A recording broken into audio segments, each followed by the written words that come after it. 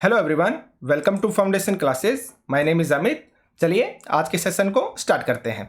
Last lecture में हमने CDP के लर्निंग टॉपिक को स्टार्ट किया था, जिसको हमने दो पार्ट्स में डिवाइड किया है।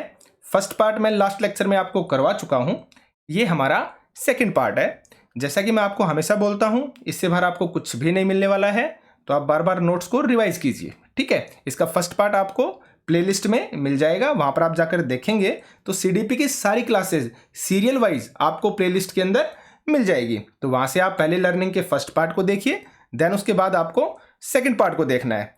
आज से आपको दो वीडियोस मिला के रहेंगी। एक वीडियो आपको सुबह 10 बजे मिलेगी, एक शाम को 6 से 7 बजे के बीच में मिलेगी, ताकि हम टाइम से सिलेबस को कवर कर सकें और अच्छे से उसका रिविजन भी कर सकें। ठीक है, तो चलिए आज के सेशन को स्टार्ट करते हैं। अगर आप चाहते हैं कि आपको वीडियोस टाइम पर मिले तो चैनल को सब्सक्राइब कीजिए।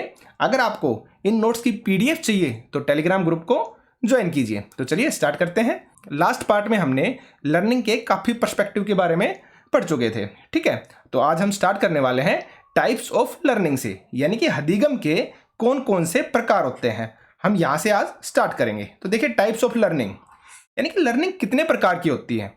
तो देखिए, हर वैज्ञानिक का, हर साइकोलॉजिस्ट का अलग अलग मत है इस बारे में। किसी ने लर्निंग को 4 टाइप्स का बताया है, किसी ने 8 टाइप का बताया है, किसी ने 3 टाइप्स की बताई है लर्निंग। ठीक है, तो सभी का अपना अपना एक मत है।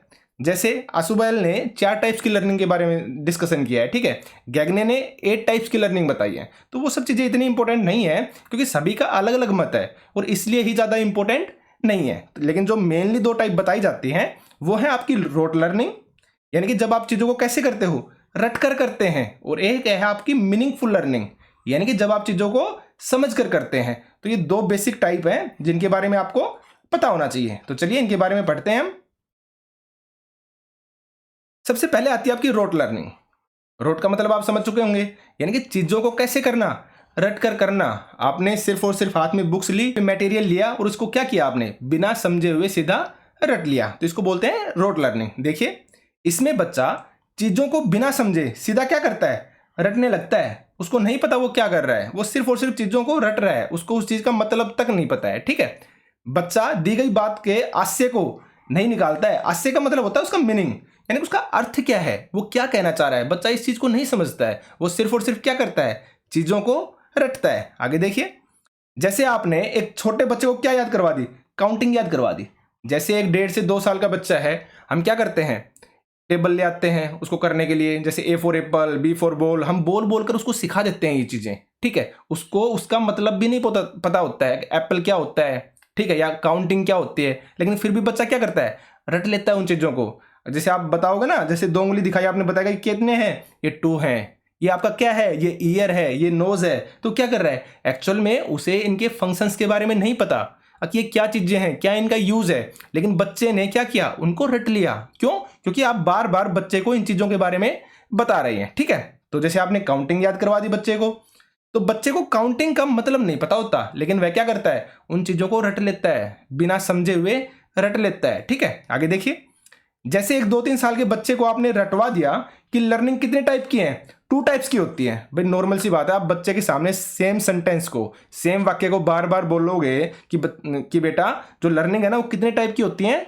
2 टाइप्स की होती हैं। लर्निंग कितने टाइप की होती हैं, 2 टाइप्स की होती हैं। तो एक समय बाद बच्चा क्या करेगा, जब आप बच्चे से पूछोगे ना, अगर बेटा लर्निंग कितने टाइप की हैं, तो वो आपको 100% बता देगा कितने टाइप की, 2 टाइप की, लेकिन उसको लर्निंग के बारे में कुछ भी नहीं पता है। ठीक है, तो इस तरह से आप बच्चे को कुछ भी याद करवा सकते हो। ठीक है, आगे देखिए, ये था आपका रोट लर्निंग। अब नेक्स्ट है आपका मीनिंगफुल लर्निंग। अब मीनिंगफुल का मतलब आप अच्छे से जानते हो, यानी कि अर्थपूर्ण सीखना, यानी कि जिस चीज का कोई क्या निकले, अर्थ निकले, सार्थक अर्थ निकले। ठीक है, वो होती है आपकी मीनिंगफुल लर्निंग। जैसे देखिए, लर्न विद अंडरस्टैंडिंग। अंडरस्टैंडिंग का मतलब समझकर पढ़ना, यानी कि आप क्या कर रहे हो, आप चीजों को समझकर पढ़ रहे हो, आप रट नहीं रहे हो। ठीक है, इसमें सीखना कैसा होता है, इसमें जो सीखना होता है वो आपका अर्थपूर्ण होता है, यानी कि उस टॉपिक का, उस चीज का कोई ना कोई अर्थ निकलता है, इसे बोलते हैं अर्थपूर्ण सीखना। ठीक है, आगे देखिए, मीनिंगफुल लर्निंग का जो संबंध होता है ना वो एक्टिविटीज से होता है। पर नॉर्मल सी बात है, जब कोई चीज़ आप मीनिंगफुल है, अर्थफुल है, आप सीख रहे हो, तो उसमें कुछ ना कुछ एक्टिविटीज़ तो होगी ना भाई। रटकर सीखते हैं, उसके अंदर क्या है, आपने कोई भी मटेरियल, स्टडी मटेरियल या कोई भी रिसोर्सेज उठाया, आपने क्या किया, सिर्फ और सिर्फ देखकर उसको रटने लग गए, तो वहाँ पे आप एक्टिविटीज़ थोड़ी ना कर रहे हो। अगर आपकी मीनिंगफुल लर्निंग है तो वहाँ पे आपको एक्टिविटीज़ करनी पड़ेंगी। जैसे लैब के अंदर आप सीख रहे हो, लर्निंग बाई डूइंग सीख रहे हो आप, यानी कि अपने हाथों से करके सीख रहे हो, तो ये क्या है, ये आपकी मीनिंगफुल लर्निंग है, ये किताबी ज्ञान नहीं है। ठीक है, किताबी ज्ञान क्या होता है, जब आप चीज़ों को रट कर सीखते हैं, आपने चीज़ों को अच्छे से याद कर लिया, रट लिया बुरी तरह। ठीक है, तो ये होती है आपकी मीनिंगफुल लर्निंग, जहाँ पे क्या होता है, एक्टिविटीज़ का रोल होता है। आगे देखिए, जो मीनिंगफुल लर्निंग है उसके अंदर पुराने सीखे हुए ज्ञान को नए ज्ञान से जोड़ते हुए अर्थपूर्ण तरीके से समझाया जाता है। यानी कि जो आपकी प्रीवियस नॉलेज होती है ना, वो आपकी जो न्यू नॉलेज बनाएगी ना, उसके अंदर उसका रोल रहेगा। आपने अगर कोई चीज़ पहले आपने सीखी हुई है ना, तो उस सीखी हुई लर्निंग के बेस पर आपकी नई लर्निंग बनेगी, नई नॉलेज बनेगी आपकी। ठीक है, तो इसको बोलते हैं मीनिंगफुल लर्निंग, यानी कि आप चीज़ों को जोड़ते हुए पढ़ते हैं। ठीक है, आगे देखिए, अब बात आती है difference between rote learning and meaningful learning पे। छोटे छोटे डिफरेंसेस हैं, आप समझ सकते हैं, आप वैसे भी बता देंगे। ठीक है ना, देखिए कैसे। रोट लर्निंग एक तरह से लेक्चर मेथड से होती है। जैसे देखिए, एक टीचर है, वो कक्षा में क्या कर रहा है, किसी भी टॉपिक को समझा रहा है, तो वो लेक्चर दे रहा है सिर्फ, और आप क्या कर रहे हो, उस लेक्चर को आराम से बस सुन रहे हो। ठीक है, या रट रहे हो, या अपनी कॉपी में लिख रहे हो उसको, तो आप क्या कर रहे हो, आप रोट लर्निंग कर रहे हो। तो लेक्चर मेथड से क्या होती है, रोट लर्निंग होती है, जहां पर कुछ भी आपको समझाया नहीं जाता है, सिर्फ और सिर्फ एक लेक्चर की तरह, एक स्टोरी की तरह चीजें आपको सुना दी जाती हैं। तो रोट लर्निंग का जो संबंध है ना, वो किससे है, लेक्चर मेथड से है। इस चीज को आप याद रखना। ठीक है, जहां पे एक्सपेरिमेंट की बात आ जाए, डिस्कवरी की बात आ जाए, जहां पे लैब की बात आ जाए, तो वहां पे आपकी मीनिंगफुल लर्निंग होती है। क्यों, क्योंकि वहां पे बच्चे खुद करके सीखते हैं। ठीक है ना, तो इस चीज को याद रखना, जो रोट लर्निंग का संबंध है वो किससे है, आपके लेक्चर मेथड से होता है। ठीक है, यानी कि किसी ने आपको बताया और आपने क्या किया, उस चीज को रट लिया। लेकिन बट मीनिंगफुल लर्निंग जो होती है ना, उसमें आपकी अंडरस्टैंडिंग होती है, वहां पे आपकी डिस्कवरी होती है, यानी कि आपकी समझ होती है। आप खोज विधि है ना, उसको फॉलो करते हो, आप इंडक्टिव मेथड को फॉलो करते हो। आप इन सब चीजों को आपस में कनेक्ट करके पढ़ो। हमने इंडक्टिव मेथड पढ़ा था, जहां पे पहले एग्जाम्पल दिए जाते हैं और फिर हम जर्नल रूल की तरफ पहुंचते हैं। तो वहां पे भी क्या होता है, वो चीज मीनिंगफुल होती है, वो चीज अच्छी होती है। ठीक है, तो जहां पे आपकी अंडरस्टैंडिंग होगी, डिस्कवरी होगी, इंडक्टिव मेथड का यूज होगा, लैब के बारे में बात होगी, एक्सपेरिमेंट के बारे में बात होगी, आपकी एक्सपेरिएंशियल लर्निंग होगी, तो वो सारी चीजें आपकी मीनिंगफुल लर्निंग के अंदर आती हैं। ठीक है, आगे देखिए, जो आपकी रोट लर्निंग है वो लेस टाइम टेकिंग होती है। भाई नॉर्मल सी बात है, आपको क्या करना है, चीज़ों को रटना ही तो है। आपने मटेरियल उठाया, आपने रिसोर्सेज उठाए और सीधा उनको रट दिया, तो टाइम थोड़ी ना लगा उसके अंदर। ठीक है, लेकिन अगर आपको मीनिंगफुल लर्निंग करनी है ना, तो वो टाइम टेकिंग होगी। क्यों, क्योंकि लर्निंग एक ग्रेजुअल प्रोसेस है, एक स्लो प्रोसेस है। ये मैंने स्टार्टिंग में जब लर्निंग की हमने कैरेक्टरिस्टिक्स की थी तब बताया था मैंने आपको। अब जो आपकी लर्निंग होती है ना, वो कैसी होती है, टाइम टेकिंग होती है, आपकी ग्रेजुअल प्रोसेस होती है। ग्रेजुअल प्रोसेस का मतलब स्लो प्रोसेस है, इसलिए क्या है, इसमें टाइम लगेगा, ये टाइम टेकिंग है। तो जो मीनिंगफुल लर्निंग होगी ना, वो हमेशा कैसी होगी, टाइम टेकिंग होगी। लेकिन रोट लर्निंग कैसी होगी, लेस टाइम टेकिंग होगी। क्यों, क्योंकि देखिए मीनिंगफुल लर्निंग के अंदर आप एक्सपेरिमेंट करते हो, आप एक्टिविटीज करते हो। तो नॉर्मल सी बात है, जब आप एक्टिविटीज कर रहे हो तो उनमें तो टाइम लगेगा ना। रोट लर्निंग में तो क्या है, आपने सीधा मटेरियल रिसोर्सेज उठाए और उनको रट लिया। ठीक है, तो शायद आप समझ गए होंगे। आगे देखिए, उसके बाद आती है अदर टाइप्स ऑफ लर्निंग। भाई इनका हमेशा जिक्र कहीं ना कहीं मिलता ही है। जैसे फॉर्मल लर्निंग या फॉर्मल टीचिंग क्या होती है, इनफॉर्मल लर्निंग या फिर इनफॉर्मल टीचिंग क्या होती है। नॉर्मल सी बात है, हमने जब भी प्रैक्टिस सेट किए हैं या पीछे जो साइकोलॉजी की क्लासेस की हैं, वहां पे कहीं ना कहीं फॉर्मल और इनफॉर्मल का अर्थ हमेशा आया है। और फॉर्मल जो होता है ना, फॉर्मल का मतलब होता है औपचारिक, और इनफॉर्मल का होता है अनौपचारिक। ठीक है, ये ने आपको काफी बार बताई है ये चीज मैंने आपको। ठीक है, देखिए अब बात करते हैं फॉर्मल लर्निंग की। फॉर्मल लर्निंग क्या होती है, अब यहाँ पे आप देख रहे हैं इस डायग्राम को, इस इमेज को देखिए आप। यहाँ पे एक टीचर है ना, बोर्ड के ऊपर कुछ ना कुछ पढ़ा रहा है, और यहाँ पे क्या है, स्टूडेंट्स है ना, बैठे हुए हैं, अच्छे तरीके से वेल ड्रेस्ड हैं, और वो आराम से सामने देख रहे हैं बोर्ड के ऊपर। ठीक है, पूरे फोकस के साथ, पूरे कंसंट्रेशन के साथ। ठीक है, यानी कि यहाँ पे क्या है, यहाँ पे अनुशासन है, यहाँ पे क्या है, डिसिप्लिन है।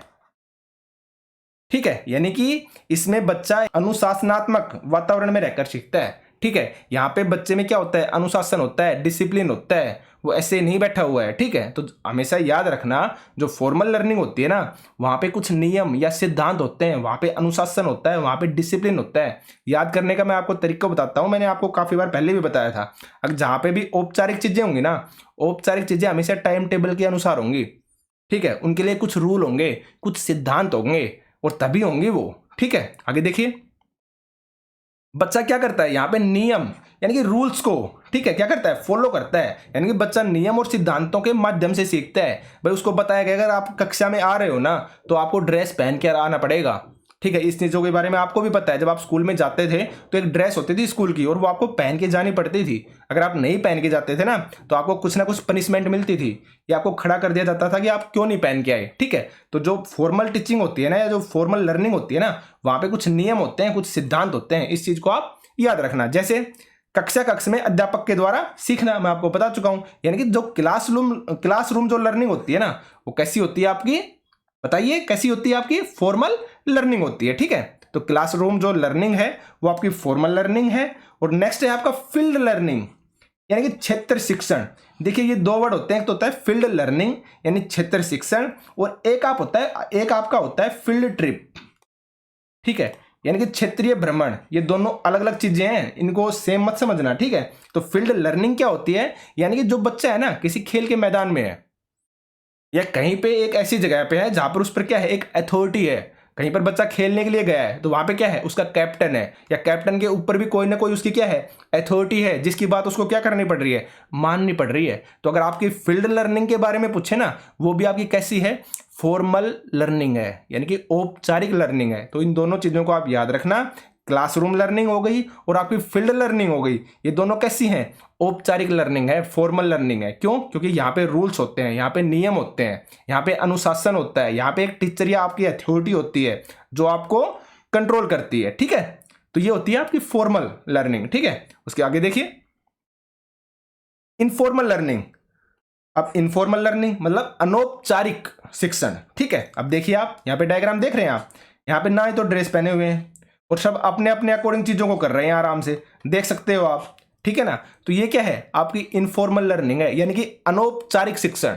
अब इसमें क्या होता है भाई, नॉर्मल सी बात है, फॉर्मल में अगर डिसिप्लिन था तो यहाँ पे डिसिप्लिन आपको नहीं मिलेगा, यानी कि अनुशासनात्मक नहीं होता ये, ठीक है, नहीं होता है। इस चीज को याद रखना आप, ठीक है। बच्चा बिना किसी अथॉरिटी और टीचर के नॉर्मल तरीके से सीखता है, यानी कि यहाँ पर ना ही तो कोई टीचर होता है, ना ही कोई अथॉरिटी होती है। बच्चा एक नॉर्मल तरीके से आराम से सीखता रहता है, तो इसको बोलते हैं इनफॉर्मल लर्निंग, यानी कि अनौपचारिक शिक्षण, ठीक है। आगे देखिए, इनफॉर्मल जो एजुकेशन होती है ना, या इनफॉर्मल जो लर्निंग होती है ना आपकी, उसमें कौन कौन सी चीजें शामिल होती हैं। जैसे देखिए, एक बच्चा है, वो दोस्तों के बीच में बात कर रहा है, तो अगर वहां से उसको कुछ सीखने को मिलता है ना, तो ये आपकी इनफॉर्मल टीचिंग है, इनफॉर्मल लर्निंग है, यानी कि आप दोस्तों के बीच में रहकर सीख रहे हो, ठीक है। तो किसके अंदर आता है, आपके इनफॉर्मल लर्निंग के अंदर आता है। भाई आपके माता पिता ने, आपके पेरेंट्स ने, आपके दादा दादी ने आपको कुछ ज्ञान दिया, ठीक है, यानी कि आपके पेरेंट्स ने आपको कुछ सिखाया, तो ये भी किसके अंदर आता है, आपकी इनफॉर्मल लर्निंग के लिए आता है, ठीक है। जैसे आपका आस पड़ोस हो गया, आपके नेबर्स हो गए, वहां से बच्चे को कुछ सीखने को मिल रहा है, तो ये भी क्या है, ये भी आपकी इनफॉर्मल लर्निंग है। क्यों, क्योंकि यहां पर सीधी सी बात है, ना ही कोई नियम है, ना ही कोई रूल है, यहाँ पे ना ही कोई सिद्धांत है, यहाँ पे अनुशासन भी नहीं है। बच्चा एक नॉर्मल तरीके से अपनी लाइफ जी रहा है, और लाइफ के अकॉर्डिंग जितने जितने वो इन चीजों को सीख रहा है, ठीक है। जैसे आपका पीयर ग्रुप्स हो गया, यानी कि बच्चों के जो समकक्षी होते हैं, जो उसके साथ कक्षा के अंदर पढ़ते हैं, उनसे भी बच्चों को काफी चीजें सीखने को मिलती हैं। तो ये सब किस में आती हैं, ये आपकी इनफॉर्मल लर्निंग के अंदर आती है। इस चीज को आप याद रखना, ठीक है। आगे देखिए,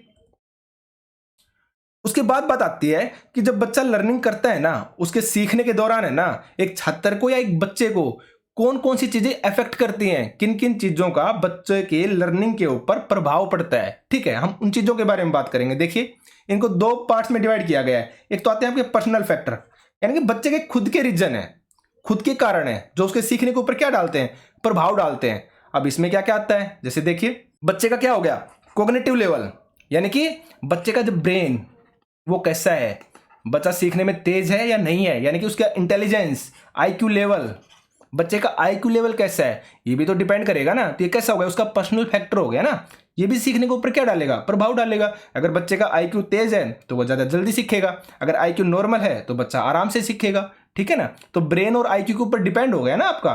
तो इसलिए एक फैक्टर तो क्या हो गया आपका, कॉग्निटिव लेवल हो गया या फिर इंटेलिजेंस हो गई।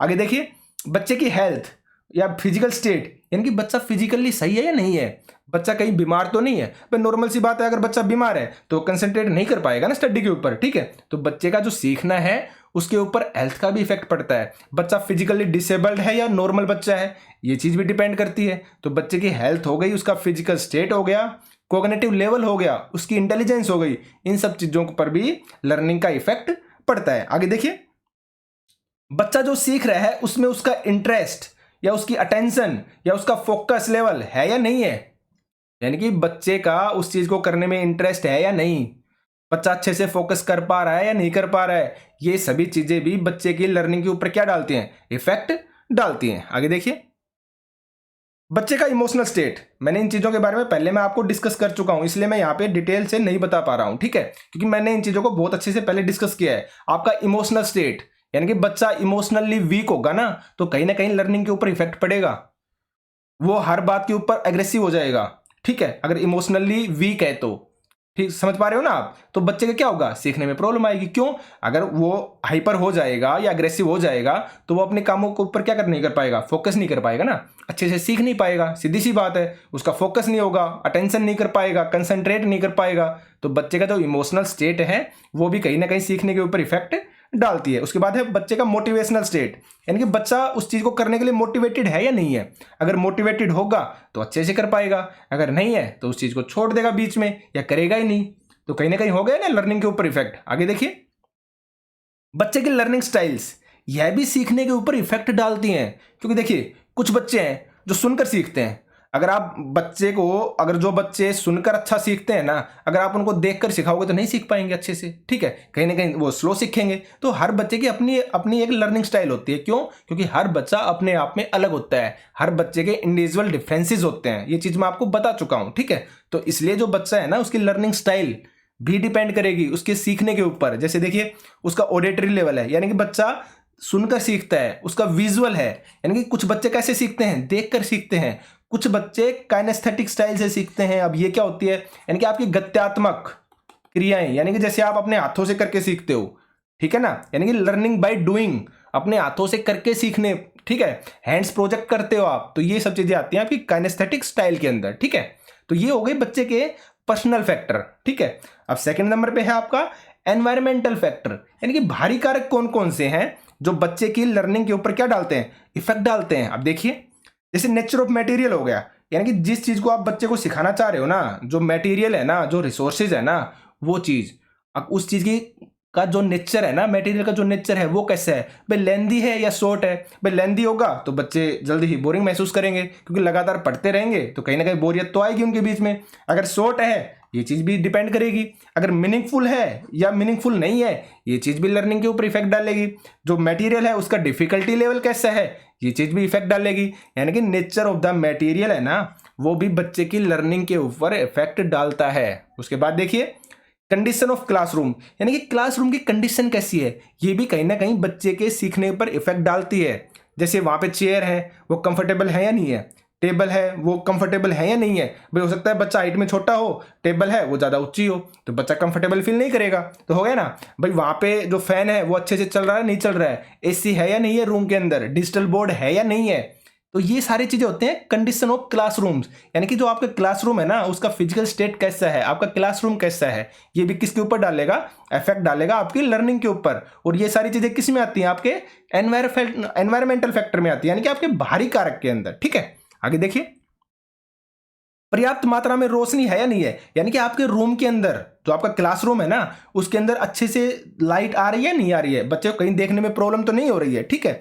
गर्मी का, सर्दी का, इन सब का सही प्रबंध है या नहीं है वहां पे, ठीक है। आगे देखिए, टीचर के पढ़ाने का तरीका, यानी कि आपका टीचर कैसा पढ़ाता है, उसकी लर्निंग स्टाइल्स कैसी हैं, उसकी लर्निंग स्किल्स कैसी हैं, उसकी टीचिंग स्किल्स कैसी हैं, ठीक है। तो ये चीज भी डिपेंड करेगी। अब यानी कि जो टीचर अगर आपसे पूछा जाता है ना, तो जो टीचर है वो आपके बाहरी कारक के अंदर आएगा, और ये चीज पूछी जा चुकी है। जो टीचर होता है वो एनवायरमेंटल फैक्टर के अंदर आता है या पर्सनल फैक्टर के अंदर आता है। तो इस चीज को आप याद रखना, अगर बच्चे के पर्सनल फैक्टर के अलावा कुछ भी अगर पूछता है तो वो आपके एनवायरमेंटल फैक्टर यानी कि बाहरी कारक के अंदर आएगा, ठीक है। आगे देखिए, टीचर की सब्जेक्ट नॉलेज, यानी कि टीचर को अपने सब्जेक्ट की कितनी नॉलेज है, ये चीज भी तो इफेक्ट डालेगी ना लर्निंग पर। अगर टीचर को ही अच्छा ज्ञान नहीं है अपने सब्जेक्ट के बारे में तो सामने वाले बच्चे को कैसे दे पाएगा, तो इफेक्ट हो गया ना। आगे देखिए, टीचिंग एड्स का प्रयोग।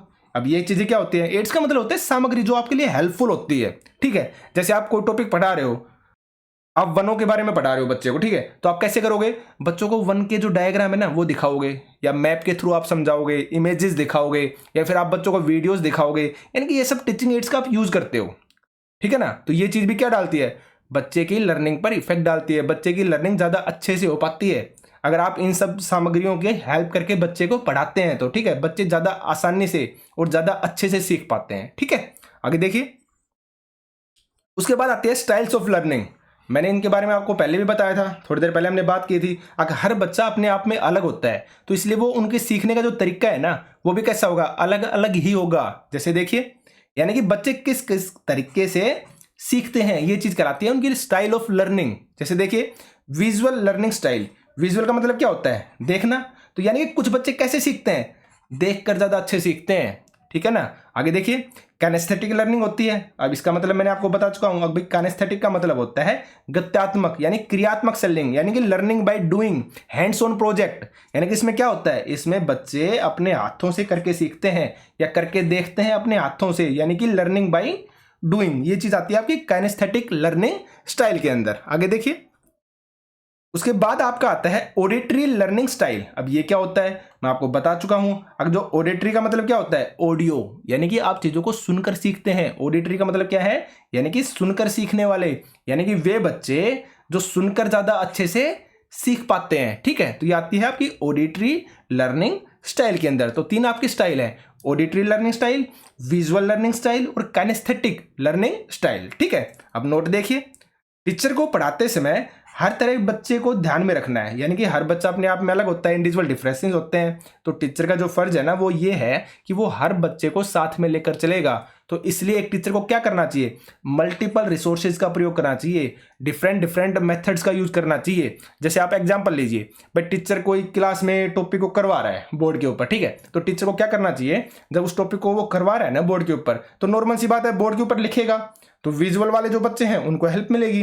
तो साथ साथ उसको बोलकर लिखना चाहिए, इससे क्या होगा, जो सुनने वाले बच्चे हैं उनको हेल्प मिलेगी। और उसके बाद आप क्या कीजिए, जब ये दोनों काम हो जाते हैं ना, तो लास्ट में उससे रिलेटेड बच्चों को कोई एक्टिविटीज दे दीजिए।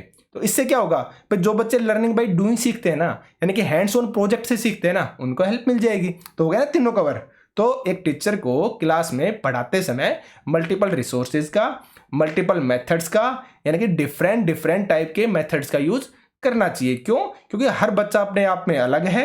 तो इससे क्या होगा, सभी बच्चों की जो जरूरतें हैं वो पूरी हो जाएंगी, ठीक है।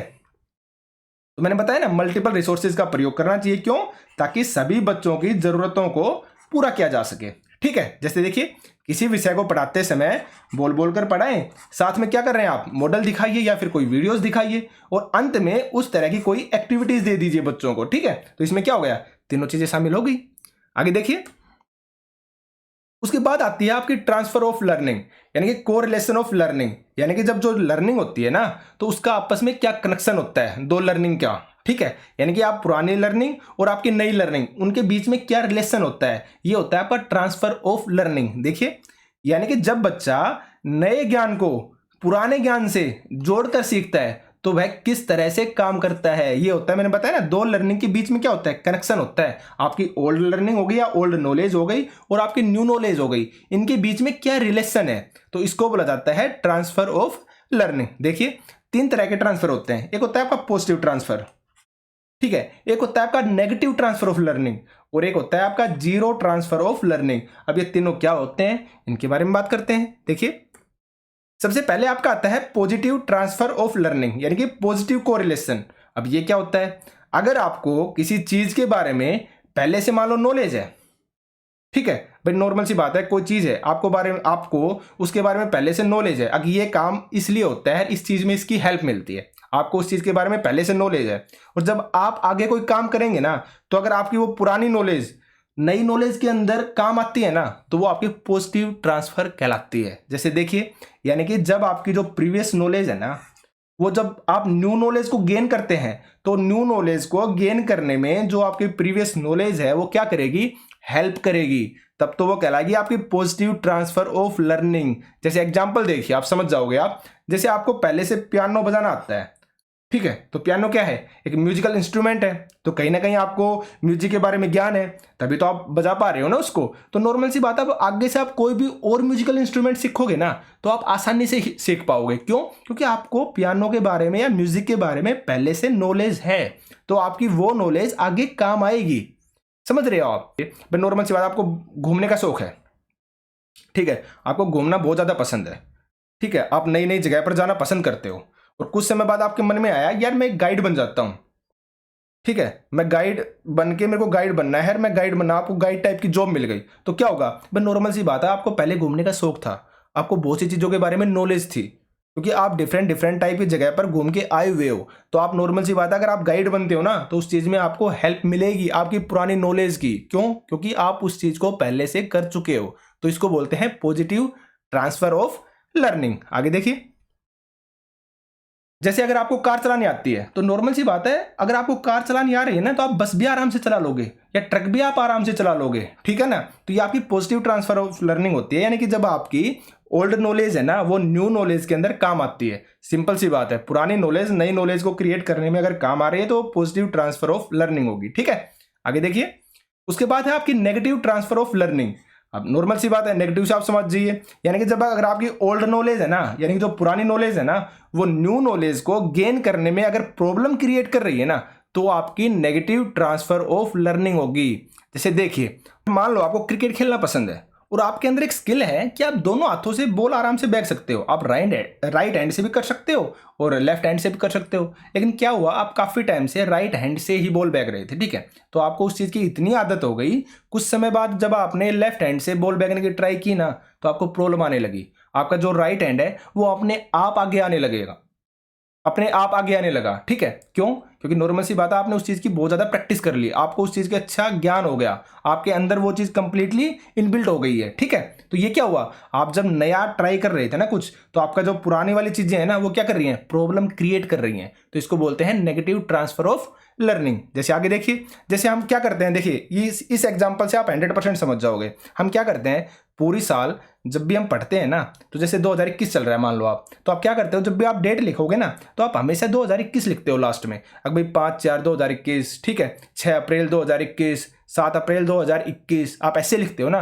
तो आपको इतनी ज़्यादा आदत हो जाती है इस चीज़ की, जब आप 2022 में आ जाएंगे ना, तो तब भी आप क्या करोगे, 1 जनवरी 2021, जबकि साल क्या चल रहा है, 2022 चल रहा है, लेकिन फिर भी आप क्या करते हो, गलती से 2021 ही लिखने लग जाते हो। तो ये क्या हो गया, पर नॉर्मल सी बात है, आपका जो पुराना ज्ञान था ना, जो आपकी हैबिट थी, वो नई चीज़ में क्या कर रही है, कहीं ना कहीं प्रॉब्लम क्रिएट कर रही है। तो इसको बोलते हैं नेगेटिव ट्रांसफर ऑफ लर्निंग, ठीक है। आगे देखिए, नेक्स्ट उसके बाद आता है आपका जीरो ट्रांसफर ऑफ लर्निंग, यानी कि जीरो कोरिलेशन, यानी कि दोनों चीज़ों के बारे में, यानी कि दोनों चीज़ों के बीच में कोई रिलेशन ही नहीं है। ओल्ड नॉलेज और न्यू नॉलेज दोनों के बीच में कोई रिलेशन ही नहीं है, इसको बोलते हैं जीरो ट्रांसफर ऑफ लर्निंग, यानी कि दोनों का आपस में कोई रोल नहीं है। ओल्ड नॉलेज है वो अलग है, आपकी जो न्यू नॉलेज है वो अलग है। जैसे एग्जांपल से समझिए, आप अभी गाड़ी चलाना सीख कर आए हैं मान लो, ठीक है, और अब आप किचन में पनीर की सब्जी बना रहे हैं। तो नॉर्मल सी बात है, गाड़ी चलाना सीखना और पनीर की सब्जी बनाना सीखना दोनों अलग अलग चीजें हैं ना। दोनों को आपको लगता है कोई बीच में, इनके बीच में कोई रिलेशन है? अगर किसी बच्चे को गाड़ी चलाना अच्छे से आता है, तो वो अच्छे से सब्जी बना पाएगा, ऐसा हो सकता है? या किसी को सब्जी बनाना बहुत अच्छा आता है, तो ऐसा हो सकता है कि वो गाड़ी चलाना आराम से सीख जाएगा? ऐसा नहीं हो सकता ना, यानी कि दोनों के बीच में कोई रिलेशन ही नहीं है। इसको बोलते हैं जीरो ट्रांसफर ऑफ लर्निंग, ठीक है। आप समझ गए होंगे आराम से। आगे देखिए, अब नोट देखिए आप, अगर टीचर को चीज़ों को सिखाना है ना, तो बच्चों को कनेक्ट करके पढ़ाना होगा, और हमेशा पॉजिटिव ट्रांसफर वाली जो लर्निंग है ना, उसको ही यूज़ करना होगा, ठीक है ना, उसको ज़्यादा प्रेफरेंस देनी होगी। क्यों? ताकि बच्चों को सीखने में क्या मिल सके, मदद मिल सके। देखिए, टीचर को चीज़ों को तभी कनेक्ट करके पढ़ाना है जब क्या हो, वे पॉजिटिव ट्रांसफर वाली हो, यानी कि उनके अंदर क्या प्रॉपर्टी हो, पॉजिटिव ट्रांसफर की प्रॉपर्टी हो। इससे क्या होगा, इससे बच्चे ज़्यादा आसानी से सीख पाएंगे। ठीक है, आगे देखिए। अब हम बात करते हैं, जब बच्चे की लर्निंग होती है ना, तो उस समय जो अध्यापक है, जो टीचर है, उसका क्या रोल होता है, और एक टीचर को लर्निंग के दौरान क्या क्या नहीं करना चाहिए और क्या क्या करना चाहिए, हम इन चीज़ों के बारे में बात करेंगे। अब देखिए, सबसे पहले ये टर्म आप इनको याद रखना। ठीक है, ये आपको एग्जाम के अंदर मिलेंगी और आपको इनका मतलब पता होना चाहिए। ऐसा नहीं है कि भाई इंग्लिश में लिख रखा है, आपने सोचा ठीक है, पर नॉर्मल सी बात है, इसलिए मेरा जो कराने का तरीका है वो अलग है। मैं वर्ड्स को इंग्लिश में लिखता हूं और उनको एक्सप्लेन हिंदी में करता हूं, बेस्ट एक्सप्लेनेशन के साथ, विद एकदम देसी एग्जांपल्स, ताकि आप आराम से क्लियरली समझ सकें अगर इस चीज़ का मतलब ये है। और अगर आपको किसी चीज़ का मतलब पता होगा, यानी कि आपने उस चीज़ को रटा नहीं है, आपको उस चीज़ का अर्थ पता है, और जब अर्थ पता होगा ना, तो क्वेश्चन पेपर के अंदर वो कुछ भी चेंजमेंट कर ले, आप आराम से चीज़ों को कर देंगे। देखिए, इंडिविजुअल इंस्ट्रक्शन, अब ये क्या होते हैं, इंडिविजुअलाइज्ड इंस्ट्रक्शन, ये क्या होते हैं, देखिए, यानी कि हर एक इंडिविजुअल पर अलग अलग ध्यान देना है। भाई इंडिविजुअल से आप समझ गए, इंडिविजुअल मतलब यानी कि अलग अलग बंदा, इंडिविजुअल डिफरेंसेस यानी कि हर कोई अपने आप में क्या है, अलग है, उसी की बात कर रहा है ना। तो देखिए, हर बच्चा क्या होता है, अपने आप में अलग अलग होता है। कोई किसी चीज को जल्दी सीखता है, तो कोई किसी चीज को जल्दी सीखता है, तो कोई कैसे सीखता है, लेट सीखता है। तो एक अध्यापक को हर बच्चे की एबिलिटी का क्या रखना चाहिए, ध्यान रखना चाहिए, यानी कि हर बच्चे को क्या देना चाहिए, इंडिविजुअल अटेंशन देना है। यह कहलाता है आपका इंडिविजुअलाइज्ड इंस्ट्रक्शन, यानी कि जब आप हर बच्चे के इंडिविजुअल डिफरेंसेस को याद रखें और हर बच्चे पर इंडिविजुअल क्या दे, अटेंशन दे। क्यों, क्योंकि हर बच्चे का सीखने का अपना अपना अलग अलग तरीका होता है। ठीक है, समझ गए होंगे आप। आगे देखिए, अब देखिए, मैंने नोट में लिखा है, पर नॉर्मल सी बात है, एक क्लास के अंदर 60 बच्चे हैं या 100 बच्चे हैं, तो टीचर ये कैसे कर सकता है, हर बच्चे के ऊपर कैसे ध्यान दे सकता है, नहीं हो सकता ना। तो देखिए, हर बच्चे पर स्पेशल ध्यान नहीं दिया जा सकता, लेकिन याद रखना आप, लेकिन अगर किसी बच्चे को स्पेशल नीड है ना, भाई कोई बच्चा डिसेबल्ड है, ठीक है, या काफी समय के बाद स्कूल आने लगा है, वो बीच में बीमार हो गया था, यानी कि अगर किसी बच्चे को स्पेशल नीड है ना, तो हाँ, तब हम उस पर अलग से थोड़ा सा ध्यान क्या कर सकते हैं, दे सकते हैं। और ऐसे बच्चों को हम इंडिविजुअल इंस्ट्रक्शन देंगे, यानी कि उन्हें अलग से बता देंगे कि भाई आपका इतना पोर्शन कंप्लीट हो चुका, अब आपको आगे ऐसे करके लेके आना है, आपको इस चीज की हेल्प लेनी है, इस बच्चे की हेल्प लेनी है। तो आप क्या कर रहे हो, आप उस बच्चे को इंडिविजुअल इंस्ट्रक्शन दे रहे हो। क्यों, क्योंकि उस बच्चे को स्पेशल नीड है, वो नहीं आ पाया था, वो बीमार हो गया था, ठीक है, या फिर वो बच्चा डिसेबल्ड है, तो किसी वजह से वो स्कूल नहीं आ पाया, ठीक है ना, तो स्पेशल नीड का बच्चा हो गया ना, तो इसलिए आप उसको क्या करोगे, इंडिविजुअल इंस्ट्रक्शन दे सकते हो, लेकिन हर बच्चे के ऊपर अलग अलग से ध्यान नहीं दे सकते। ठीक है, और अगर आप उन बच्चों को क्या दे रहे हो, इंडिविजुअल इंस्ट्रक्शन दे रहे हो, तो बाकी जो बच्चे बच गए ना, उनके साथ आप क्या कर रहे हो, उन सभी को आप डिफरेंशिएटेड इंस्ट्रक्शन दे रहे हो। क्या दे रहे हो, डिफरेंशिएटेड इंस्ट्रक्शन दे रहे हो। अब ये क्या होता है, देखिए बात करते हैं। अब ये क्या होता है, डिफरेंशिएटेड इंस्ट्रक्शन, ये क्या होता है, देखिए, जैसा कि आप जानते हैं कि हर बच्चा क्या है, अपने आप में अलग होता है ना। अब डिफरेंट से आप समझ जाइए, डिफरेंट मतलब अलग अलग। तो अब आप क्या करोगे, डिफरेंट टाइप्स के टीचिंग एड्स का यूज करोगे, डिफरेंट टाइप के मेथड्स का यूज करोगे बच्चों को सिखाने के लिए। क्यों, ताकि हर टाइप का बच्चा समझ सके, हर टाइप का बच्चा सीख सके। जैसे एक एग्जांपल से समझिए आप। अब नॉर्मल सी बात है, मैंने ऊपर आपको क्या बताया था, अगर आप हर एक बच्चे पर इंडिविजुअल ध्यान तो नहीं दे सकते, लेकिन आप नॉर्मल सी बात है, पढ़ाते समय डिफरेंट टाइप के मेथड्स का तो यूज कर सकते हो ना। जैसे मैंने आपको एग्जांपल दिया था, अगर जब आप बोर्ड पर किसी टॉपिक को करवा रहे हैं तो आप बोलकर करवाइए, तो जो जो बच्चे सुनने वाले हैं उनकी नीड कंप्लीट हो जाएगी ना, और जो देखने वाले हैं आप लिखकर बताइए, तो जो देखने वाले हैं उनकी नीड भी कंप्लीट हो गई। तो ऐसे क्या होगा, आपको पता भी नहीं चलेगा और सभी बच्चों की जो जरूरतें हैं ना वो भी पूरी हो जाएंगी। तो इसलिए बोला जाता है कि एक टीचर को डिफरेंट टाइप्स के टीचिंग एड्स का या टीचिंग मेथड्स का यूज करना चाहिए, ताकि जो बच्चा जिस तरीके से सीखता है ना वो अपने आप सीख जाए, आपको आपसे पूछने की बच्चे को जरूरत ही ना पड़े। समझ रहे हो ना आप, तो इसको बोलते हैं डिफरेंशिएटेड इंस्ट्रक्शन। ठीक है, ताकि हर बच्चा सीख सके, यानी कि टीचर अपने पढ़ने के तरीकों में क्या लाए, चेंजमेंट लाए, वो टीचिंग मेथड्स का यूज करे, अलग अलग डिफरेंट टीचिंग मेथड्स का यूज करे। आगे देखिए, उसके बाद आता है एबिलिटी ग्रुपिंग, यानी कि हर बच्चे की अपनी अपनी एक एबिलिटी होती है। भाई कुछ बच्चे क्लास में क्या होंगे, तेज होंगे, कुछ बच्चे कैसे होंगे, स्लो होंगे, कुछ ज़्यादा जल्दी सीख पाते हैं, कुछ ज़्यादा जल्दी नहीं सीख पाते हैं। तो क्या करते हैं टीचर, एबिलिटी ग्रुपिंग कर देते हैं।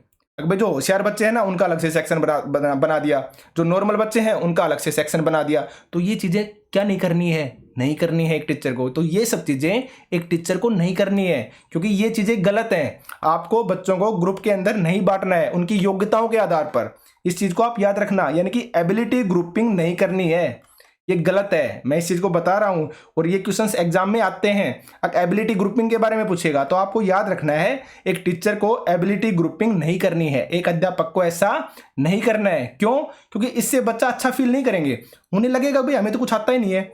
वो बच्चे ज्यादा होशियार हैं और जो बच्चे पढ़ाई में अच्छे होंगे वो उन बच्चों को हीन भावना से देखेंगे या समझेंगे कि देखो यार इनको तो कुछ आता ही नहीं है। समझ रहे हो ना? तो बच्चों के अंदर डिफरेंस पैदा हो जाएंगे, ठीक है, वो एक दूसरे को समझेंगे नहीं, ठीक है। तो इसलिए बच्चों में एबिलिटी ग्रुपिंग नहीं करनी है एक टीचर को, ठीक है। आगे देखिए, आप ग्रुप बना सकते हो क्योंकि सीखना सबके साथ होता है, ठीक है। यानी कि जो आपका लर्निंग है ना वो कैसी एक सोशल एक्टिविटी है, लेकिन आपको क्या करना है, आप ग्रुप तो बना सकते हैं, याद रखना ग्रुप आप बना सकते हैं, लेकिन कैसे ग्रुप नहीं बनाने, आपको एबिलिटी ग्रुप नहीं बनाने हैं। इस चीज को याद रखना, माने यानी कि एबिलिटी ग्रुपिंग नहीं करनी है, लेकिन आप ग्रुपिंग कर सकते हो। तो ग्रुपिंग और एबिलिटी ग्रुपिंग में दोनों में डिफरेंस है। तो आप एबिलिटी ग्रुपिंग नहीं करेंगे लेकिन ग्रुपिंग आप कर सकते हैं, ठीक है। इस चीज को याद रखना, मैं दोबारा बोल रहा हूं, आप ग्रुपिंग तो कर सकते हैं लेकिन आप एबिलिटी ग्रुपिंग नहीं कर सकते, ठीक है। आगे देखिए, वेरिएबल ग्रुप्स। अब ये क्या होता है, जैसे देखिए यानी कि चेंजमेंट करके। भाई वेरिएबल का मतलब क्या है, जो चीज स्थिर ना हो, जो चीज बार बार क्या हो, चेंज हो। तो यानी कि चेंजमेंट कर करके आप ग्रुप बना रहे हैं। जैसे नॉर्मल सी बात है, आज आपने क्लास में कोई एक्टिविटी कराई तो आपने क्या किया, 3-3 बच्चों का ग्रुप बना दिया और उनको एक एक्टिविटी दे दी।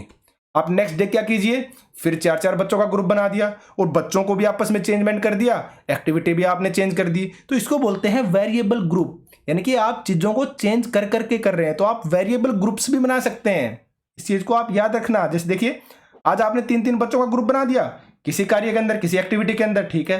तो कल आप क्या करोगे, 5 बच्चों का बना दोगे और बच्चों को भी आपस में क्या कर दोगे, चेंज कर दोगे। उनकी एक्टिविटी है उसको भी चेंज कर दोगे। तो यानी आप क्या कर रहे हो, आप वेरिएबल ग्रुप बना रहे हो। तो ग्रुपिंग बनाना भी सही है, वेरिएबल ग्रुपिंग भी बनाना सही है, लेकिन एबिलिटी ग्रुपिंग नहीं बनाना, ठीक है, वो सही नहीं है। इस चीज को आप याद रखना। देखिए, यानी कि एक अध्यापक को एबिलिटी ग्रुपिंग नहीं करनी है, बट वेरिएबल ग्रुपिंग कर सकते हैं, और जो नॉर्मल ग्रुपिंग होती है वो भी आप कर सकते हो। इस चीज को आप याद रखना, भाई नॉर्मल ग्रुपिंग भी कर सकते हैं, वेरिएबल ग्रुपिंग भी कर सकते हैं, लेकिन एबिलिटी ग्रुपिंग नहीं कर सकते, ठीक है। आगे देखिए, अब आप एक अध्यापक को कक्षा में पढ़ाते समय मल्टीपल रिसोर्सेज का यूज करना चाहिए, मल्टीपल इंस्ट्रक्शन का यूज करना चाहिए, डिफरेंट मेथड्स का यूज करना चाहिए। ये चीज मैं आपको बता चुका हूं। क्यों? क्योंकि हर बच्चे का सीखने का अलग अलग तरीका होता है, हर बच्चा अलग अलग तरीके से सीखता है, क्योंकि उनके बीच में इंडिविजुअल डिफरेंसेस हैं, कोई तेज सीखेगा, कोई धीरे सीखेगा। तो इसलिए एक टीचर को सभी बच्चों का ध्यान रखते हुए मल्टीपल रिसोर्सेज का, मल्टीपल टीचिंग एड्स का, मल्टीपल इंस्ट्रक्शंस का, डिफरेंट मेथड्स का, इन सब का यूज करना चाहिए, ठीक है, ताकि हर बच्चे सीख सकें और सबकी लर्निंग बिना किसी भेदभाव के अच्छे से हो सके, ठीक है। तो इस चीज को आप याद रखना। आज का लेक्चर हमारा इतना ही था। अगर आप चाहते हैं कि आपके वीडियोस टाइम पर मिलें तो चैनल को सब्सक्राइब कीजिए, और अगर आपको पीडीएफ चाहिए तो टेलीग्राम ग्रुप को ज्वाइन कीजिए। इससे बाहर आपको कुछ भी नहीं मिलेगा, आपको अलग से नोट्स बनाने की भी जरूरत नहीं है। आप पीडीएफ निकालिए और बार बार इन चीज़ों को रिवाइज कीजिए, और जो मैं एक्स्ट्रा चीज़ें बताता हूँ ना, अपनी समझ के लिए आप उन चीज़ों को भी लिख लिया कीजिए, ठीक है, क्योंकि ये चीज़ें 100% हेल्पफुल होती हैं, ठीक है ना। अगर मैं जो चीज़ मुंह से बोल रहा हूँ आप साइड में उनको नोट डाउन कर लीजिए अपने समझने के लिए। अगर हाँ इस तरह से इस टाइप से चीज़ें होती हैं तो ये चीज़ भी आपको काफ़ी हेल्पफुल लगेंगी। आप जब एग्जाम देंगे ना तब आपको पता चलेगा, ठीक है। तो आज के सेशन में सिर्फ इतना ही था। आज के लिए थैंक यू।